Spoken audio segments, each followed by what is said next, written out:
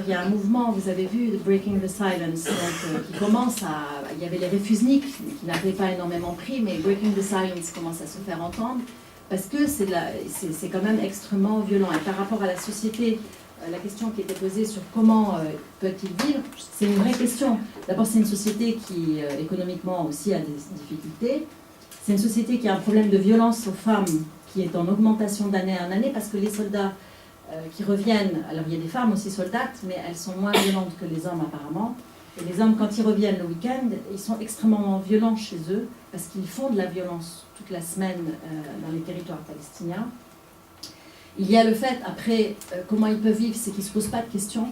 Vous savez, vous lisez Haaretz, qui est l'équivalent du Monde, tous les jours, vous avez de très bons articles de Gideon Levy, Amir Haas, etc.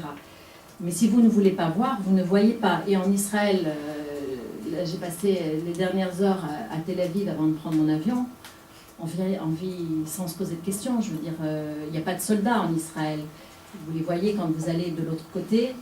Vous circulez, vous avez tout, la vie va bien, quoi. Donc ils se sentent en sécurité et finalement ils ne se posent plus de questions. Et c'est ce que disait d'ailleurs Michel Warshawski, que j'ai vu là-bas. Il disait il est désespéré parce que même les mouvements pacifistes finissent par dire bon, bah, la vie est confortable, quoi. C'est difficile de les entraîner à. Il n'y a que ceux qui font l'effort de faire quelques mètres et de passer Calandia pour commencer à se rendre compte de la folie. Mais c'est schizophrène. Et après, il y a le dernier phénomène, c'est la question des colons. Les gens qui vivent dans les colonies, quand vous voyez les colonies, ils sont enfermés avec des murs, des barbelés, des miradors, mais ils sont enfermés eux-mêmes. Ils enferment les Palestiniens, mais eux-mêmes, ils s'enferment aussi. Donc ça crée une société schizophrène. Après, il y a un autre problème, c'est la question du racisme. Parce qu'en fait, le projet colonial israélien contre les Palestiniens, mais c'est aussi parce que c'est un racisme ordinaire, et vous avez peut-être vu les derniers temps, il y a eu beaucoup de problèmes avec les immigrés africains qui arrivaient en Israël, qui sont mis dans des camps, qui sont extrêmement maltraités, et beaucoup de gens disent qu'il faut chasser les étrangers, et ça s'est accompagné avec les Russes, parce que les Russes qui ont immigré en Israël, dont beaucoup ne sont pas juifs, ne veulent pas du tout s'hébraïser, même s'ils parlent l'hébreu, ils ne veulent pas être israéliens. Ils restent russes d'abord, ils sont extrêmement racistes, Lieberman en est un représentant. Donc voilà, c'est ça la composition de l'État d'Israël aujourd'hui, avec toutes ses composantes. Et puis aussi le fait que le côté laïque de Tel Aviv, qui était un peu le fleuron de ce côté laïque, était en train de se fondre dans un côté religieux qui est en train de prendre le pas. Et en fait, les Israéliens se disent, le gouvernement israélien, que la religion peut être finalement le dernier rempart, le dernier ciment qui les réunisse. Parce qu'ils n'arrivent pas, par exemple, à assimiler les Russes dans leur... Donc la société va mal, et elle est enfermée dans le mur, parce que le mur qu'ils construisent, ça crée aussi de leur côté, même s'il y a ce confort apparent. Mais bon, à terme, c'est effectivement, ça va être problématique. Par rapport au double jeu de la France, non, c'est pas forcément un double jeu, parce que je vous dis, entre ce qui peut être décidé au Quai d'Orsay et ce que analysent les ambassadeurs, d'ailleurs si vous avez vu dans Le Monde d'aujourd'hui, il y avait une lettre signée par les ambassadeurs, des anciens ambassadeurs, donc il y a des moments où la France réellement a été critique au niveau de sa direction, et puis après, il suffit d'une personnalité qui ne le soit pas pour changer la donne. Et on sent vraiment ça, que c'est lié aux personnalités, que bon, la France, elle n'a pas été forcément toujours dans un double jeu. Elle a été, bien sûr, à des moments, mais pas tout le temps, c'est pas systématique, quoi. Il y a des moments, c'est vraiment tout simplement qu'ils vont être dans une position un peu plus critique, et puis après, bah, finalement, la direction décide d'aller vers un positionnement plus pro-israélien, ou alors de faire attention aux enjeux dans le monde arabe. Mais c'est pas vraiment sous forme d'un double jeu, c'est pas toujours pervers, quoi. Il y a des moments, c'est vraiment parce que les prises de décision sont aux mains de différentes personnes qui n'ont pas les mêmes analyses. Par rapport aux réfugiés, ah oui. Bien évidemment, c'est le nœud. Parce que c'est pour ça d'ailleurs que c'est le gros problème de la Nakba, qu'on ne peut pas parler de Nakba. Parce que derrière la Nakba, c'est la question des réfugiés. Pour les Israéliens, non au droit au retour, non à la reconnaissance des réfugiés.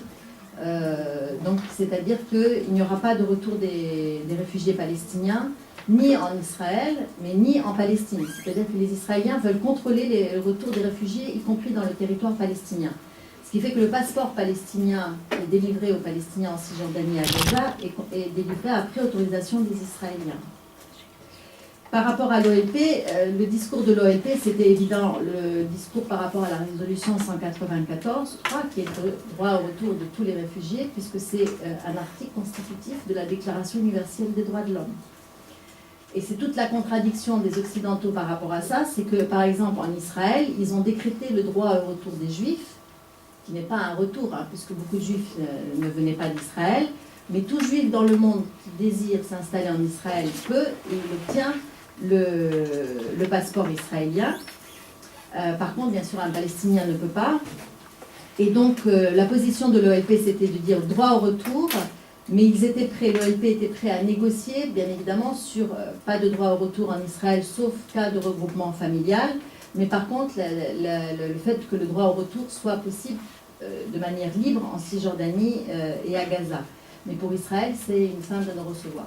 Mais bon, c'est vrai que c'est au niveau juridique, les Israéliens, normalement, ne peuvent pas s'opposer puisque ça fait partie de la Déclaration universelle des droits de l'homme. Alors, ils ressortent l'argument sécuritaire. Et c'est là où on vient sur la question démographique en disant, mais si on accepte le droit au retour, nous ne serons plus majoritaires. Parce que de fait, c'est ça, c'est qu'ils ne seront plus majoritaires sur l'ensemble du territoire. Donc, ça pose la question de la judaïté de leur État. Vous voyez, donc, on est dans leur contradiction en réalité. Et c'est pour ça que la proposition de faire un État, par exemple, binational, pour eux, c'est un vrai cauchemar. Parce que ça voudrait dire qu'ils n'auraient pas de majorité. Et donc, le projet d'un État juif ne fonctionnerait plus. Mais parce qu'ils n'arrivent pas à sortir de l'idéologie sioniste et à se penser comme un État démocratique qui y inclurait les Juifs, mais qui n'en ferait pas la spécificité. Ils ne sont pas encore passés à ce stade-là. Ils ont commencé après Oslo, il y a eu des discussions sur le post-sionisme, qu'est-ce qu'on pourrait faire comme nouvelle... parce qu'il n'y a pas de constitution en Israël non plus. Mais le deuxième intifada a coupé court à tout ça et a dit, bon, là ils sont revenus, nous sommes tous sionistes et on revient à la base, un État sioniste, point barre. Quoi. On ne se pense pas, on ne se projette pas autrement aujourd'hui. Alors la question des réfugiés, normalement, est traitée dans une commission à part aux Nations Unies qui traite cette question-là. Mais bon, vous voyez bien qu'avec aucun résultat aujourd'hui. Il y a 59 camps de réfugiés toujours répertoriés dans le monde arabe, gérés par l'UNRWA. 1 500 000 réfugiés vivent dedans. 5 millions, plus de 5 millions de Palestiniens sont enregistrés à l'UNRWA comme réfugiés, même s'ils ne vivent pas dans les camps. Et ils continuent de s'inscrire avec leurs descendants, parce qu'au-delà de la question de la reconnaissance historique et politique du tort qui leur a été fait, il y a aussi la question des compensations, puisque normalement les Palestiniens devraient toucher des compensations par rapport à leur perte de leurs biens en Palestine. Juste pour revenir un instant, vous aviez parlé d'une femme qui a fait 3 pages dans Cosette. Oui. Il s'agit de Neriman Tamimi. Oui. Juste pour donner le nom, c'est une résistante de Nabi Saleh. Et elle a aussi fait avec son mari et sa fille la une du New York Times, du magazine New York Times l'année dernière. Juste pour préciser.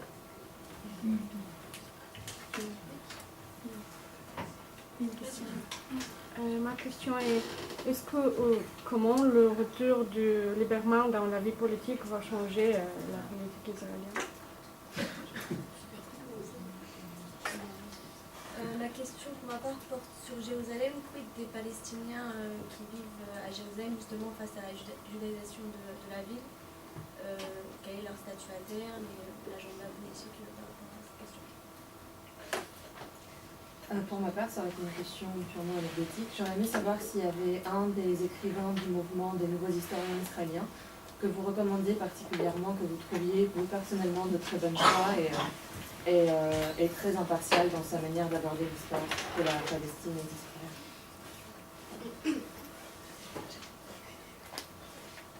Moi, c'était pour revenir sur la question de Jérusalem aussi. En fait, dans votre exposé, vous avez parlé du fait qu'au moment des négociations à l'ONU, Jérusalem n'avait pas été internationalisée. Or, je pensais le contraire. C'est quoi le statut de Jérusalem actuellement? Parce que je sais que ça a été annexé. La ville a été annexée par Israël en 2004. C'est criminel.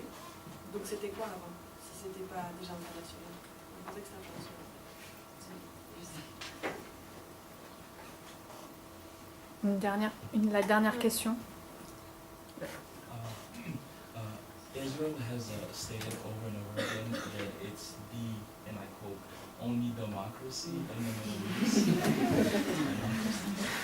and which basically I guess makes it right to do what they're doing now. So with the Arab Spring and its aftermath, will that statement still hold? Even though it's bogus, but will it still hold?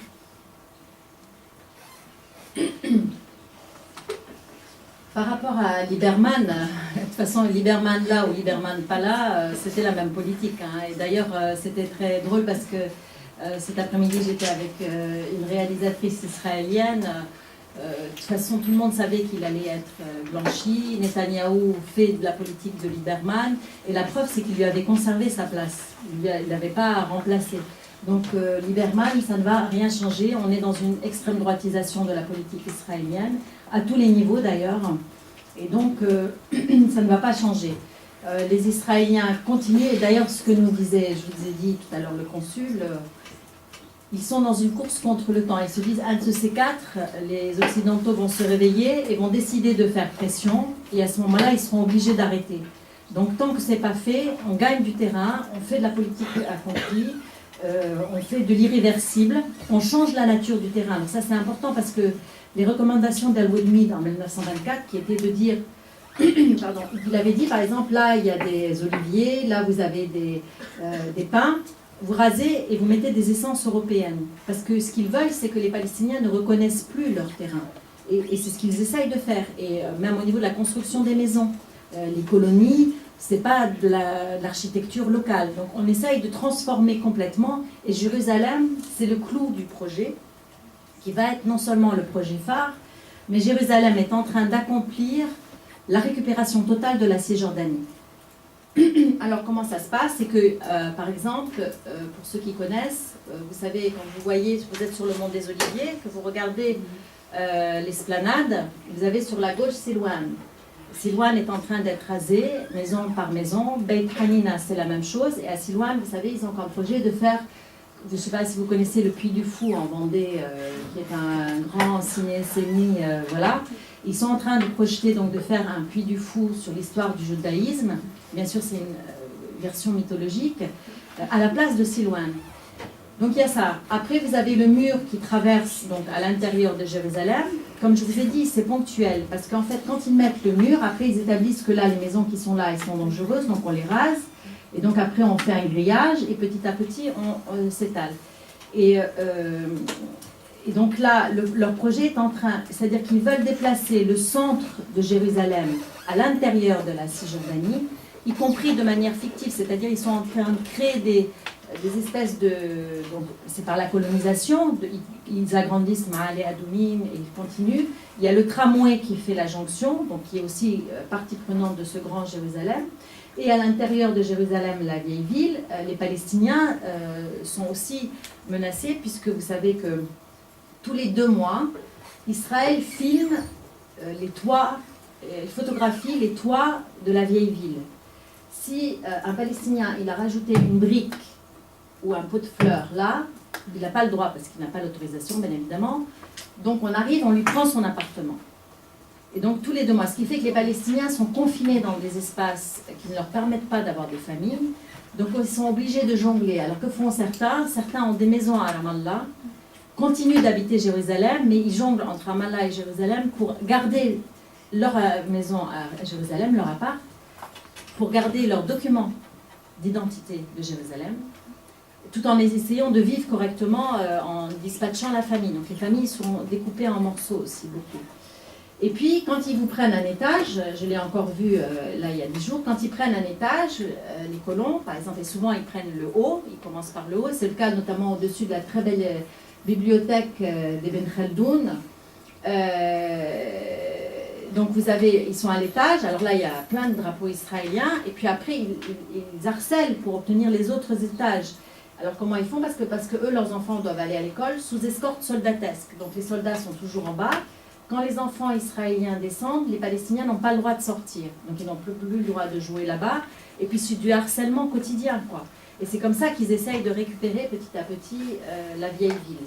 Et aussi, ils essayent de créer des choses qui n'existaient pas. Parce qu'il faut savoir que dans l'histoire, et ça les archéologues, les minimalistes vous le diront, il n'y avait pas de synagogue dans Jérusalem, la vieille ville, très peu, parce que ce n'était pas considéré comme le lieu où il devait y avoir les prières par les juifs traditionnellement. Mais ils veulent, pour justifier leur emprise par le religieux, justement, ils construisent des synagogues qu'ils disent être des anciennes synagogues, etc. Voilà, il y a donc une récupération comme ça. Par rapport à l'ONU, Jérusalem devait avoir un statut international, c'est ce que le texte de 1947 dit, qui n'a pas été appliqué, qui reste juridiquement valable, mais qui n'a pas été appliqué parce que je vous ai dit, Garot, qui était censé l'appliquer au nom de la communauté internationale, n'a pas pu le faire puisqu'il y a eu le deal entre la Jordanie et Israël pour diviser la ville en deux, chacun se prenant une partie. Et après, quand Israël a décrété d'abord que Jérusalem était sa capitale, et puis après le fait que l'ensemble de Jérusalem lui appartenait, et c'est ce qu'ils essayent d'acter sur le terrain rapidement pour empêcher toute internationalisation. Donc voilà. Mais officiellement, juridiquement, c'est 47. Mais eux, ils disent, alors c'est un dossier très intéressant parce que les dernières déclarations sur Jérusalem, les Israéliens ont dit, ah ben non, il y a un vide juridique, ce n'est pas international puisque ça n'a pas été appliqué. Donc on joue, et ils sont très forts parce qu'ils jouent toujours avec le droit pour justifier justement leur entreprise territoriale. Et puis en sachant qu'effectivement c'est illégal de reconnaître Jérusalem. Et à ce propos, je vous invite à regarder très précisément les livres. Alors peut-être certains d'entre vous deviendront des enseignants, les manuels scolaires dans lesquels vous enseignez, parce que tantôt c'est Tel Aviv la capitale, et parfois dans le même livre c'est Jérusalem qui devient la capitale. Et ça montre bien que là-dessus on n'est pas clair. Les États européens ne sont pas clairs. Israel democracy in the Middle East, yes, of course. Donc c'est une démocratie simplement pour certains, pas pour tous, bien sûr, puisque ce que je vous disais, une partie de la population ne jouit pas des mêmes droits, même si elle a le droit de vote. Et pourquoi c'est... Le problème, c'est qu'en même temps, il y a une contradiction. Je vais vous donner un exemple. Moi, ça fait longtemps que je dis Israël est une ethnocratie. Je ne suis pas la seule, on est plusieurs historiens, dont des historiens israéliens, qui disent exactement comme moi. Quand je dis ça en France, on me dit antisémitisme, vous n'avez pas le droit, c'est une démocratie parce que eux se disent démocrates. Mais les Syriens se disaient démocrates, la famille Assad se disait démocrate. Donc le problème, c'est là où on n'est pas clair, c'est que les Européens reprennent le discours israélien alors même qu'ils savent eux-mêmes que c'est une ethnocratie et sur place ils le disent et il y a suffisamment de rapports de l'Union européenne, même les Américains, ils se rendent bien compte. Donc on joue là-dessus en disant c'est une démocratie. Alors les printemps arabes, bon le problème c'est que ça va prendre du temps avant que ça soit stabilisé. Et puis le problème c'est, je reviens sur le rôle de l'Arabie Saoudite, parce qu'on dit c'est très bien Israël est une démocratie, on défend la démocratie. Vous savez que moi je ne vois pas beaucoup d'articles sur l'Arabie Saoudite. Vous en voyez, moi j'en vois pas beaucoup sur le système saoudien. Comment ça fonctionne même au niveau de la société, où les femmes n'ont pas le droit de conduire, ces derniers temps on en a parlé, où elles n'ont aucun droit, les étrangers on leur prend leur passeport quand ils arrivent, ne parlons pas des brimades contre tout ce qui n'est pas musulman, la manière dont ils traitent les humains, dans les prisons il n'y a aucun droit humain respecté, mais ça convient très bien, et la France ne dit rien à l'Arabie Saoudite, on ne dit pas là c'est pas une démocratie, c'est pire qu'en Iran même en Arabie Saoudite, mais on ne le dit pas pour l'Arabie Saoudite, pourquoi ? Parce que c'est le premier pays à qui la France vend des armes. Donc à un moment, il faut être cohérent, quoi. Le problème, c'est qu'on n'a pas de cohérence. Et on n'a jamais été aussi peu cohérent qu'aujourd'hui par rapport à ces questions de démocratie. La seule chose, c'est que le monde arabe, les gens sont éduqués, ils font des études comme vous, ils sont tous branchés sur Internet, ils savent, tout le monde fait de la politique dans le monde arabe, depuis toujours. Donc ils se disent, les occidentaux, ils se moquent de nous, quoi. C'est deux poids, deux mesures, et on nous prend pour... des guignols, puisqu'on accepte la démocratie à l'israélienne, on ne dit rien sur le système monarchique saoudien. Voilà, c'est ça toute la contradiction, et c'est là où je reviens sur l'histoire de les limites de la vision géopolitique internationale des pays européens en général, et de la France en particulier.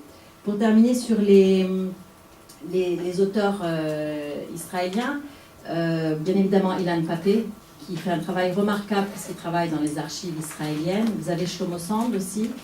Vous avez Avi Shlaim. Alors Avi Shlaim, lui, c'était plus spécialisé justement sur les relations avec la Jordanie, le monde arabe. Donc c'est intéressant d'avoir ce point de vue. Donc voilà, les trois grands que je vous conseille. En sachant qu'Ilan Pappé a été obligé de s'exiler en Angleterre et que ses livres ne sont